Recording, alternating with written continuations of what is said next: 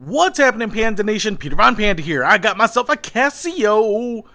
If you're ever crossing the country in planes, trains, and automobiles, it might get you a motel room. Hey, this Casio is kind of interesting. Here is all the information on it. I picked this up because I am going to go on a trip where I may not have access to power and I will be outdoors, and so I wanted something, one, that was rugged, like this guy. So I needed something that might take a beating, something that wasn't going to break the bank, something that if got damaged while doing activities, so many activities, I wasn't going to shed a tear over it. But on top of that, I always, freak out sometimes about taking quartz watches on trips because I really never know the state of the battery charge. And so I wanted something that was also solar, self-charging, solar powered.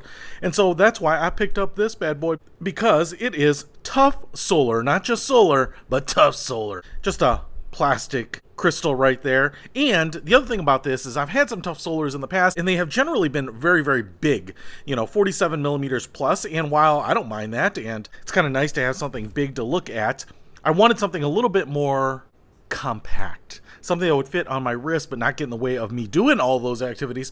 So here's what I picked up. This little guy is a tough solar. Looks like we get a little rubber plastic band here. It's nice and thin, but not overly thin, 2 millimeters thick there. Some zigzags in there to kind of make it a little bit stretchy, but it's kind of a harder plastic, not a soft rubber. Retention strap right there. And then on the front here, if I just zoom in on this bad boy, whoa, it's freaking me out, man. What you can see here is it's got a really nice black and blue kind of color scheme.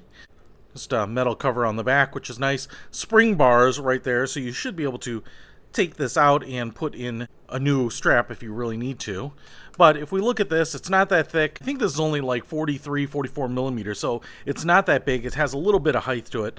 And what I really like about this is, one, it's tough solar, obviously, but two, it has a big digital display. So my last solar watch was an analog display, and that was okay. I mean, I have no problems with that. But the one thing that I really missed about a digital watch is that at night, when you want to illuminate it and read it, sometimes the analog hands are not that easy to read, and sometimes it doesn't illuminate the analog hands, it illuminates a little small LCD digital display.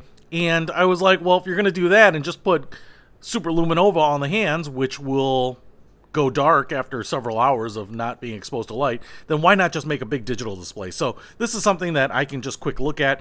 Obviously it has a tide graph, moon phase. I don't know that I need any of that, but it's kind of cool. You can see that moon phase and then the tide that looks like the wave, and I'm assuming that will continue to move around. Looks like we have a battery indicator here, high, medium, and low. So right now it looks like it's fully charged, and if I put this in the sun, one of the things that I think I might be able to show you here is I think this little bezel, kind of this, where we get this kind of iridescent color shifting at the top of the bottom, I think that is the solar panel itself. So it's built right into the display, right under the glass, obviously, so that would be pretty cool. And then we have 5 alarms, water resistant to 100 meters, which is deeper than I'm going to go. It is also illuminated, so if I hit this little light button right here, what we should get is a little LED light. Now, one of the things that I kind of miss on these is like an Indiglow type of display that you get on those Timexes where it lights up the whole dial, but I get, there might be just a little LED light off to the side here. And then what we can do here is go through the different modes. I can just hit the different modes here. Looks like tide, maybe dual time zone, alarm 1, stopwatch, which is kind of nice, timer, and then back here. So if we want to adjust this, I think what I would do is just hold this down. And then once you get down here on the mode, you actually use these to adjust here. So if I can go up here to 2, mode again, I can go down, go to 251, mode 2005. I don't think so. It's like 2021. And if you're watching this in the future, all hail to 2021 spectacular year. If I hit adjust here, I think I go back out. So if I go back to mode, looks good to me. And I have a pretty medium-sized wrist, about 7¼ inches, and you can see it looks like a pretty modest-sized watch. So to me, I like that better than, say, a 50 millimeter in this size. Even though you can cram more info on a really big watch, right now, just for what I need is really the time.